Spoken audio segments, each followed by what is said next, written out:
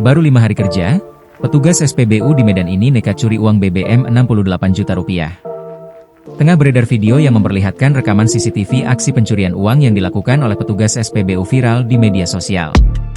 Berdasarkan informasi yang dihimpun, kejadian tersebut terjadi di SPBU Jalan T. Amir Hamzah, Kecamatan Medan Helvetia, Kota Medan pada Minggu, 27 April 2025.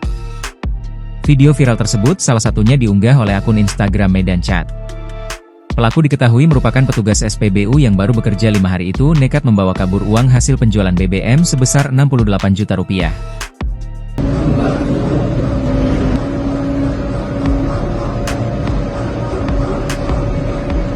Tidak hanya mencuri uang, pelaku juga diketahui mengambil semua dokumen identitasnya dari lemari kantor agar tidak terlacak. Kini pelaku sudah dilaporkan ke Polsek Medan Helvetia. Sontak saja, unggahan tersebut pun kini mengundang berbagai komentar warganet.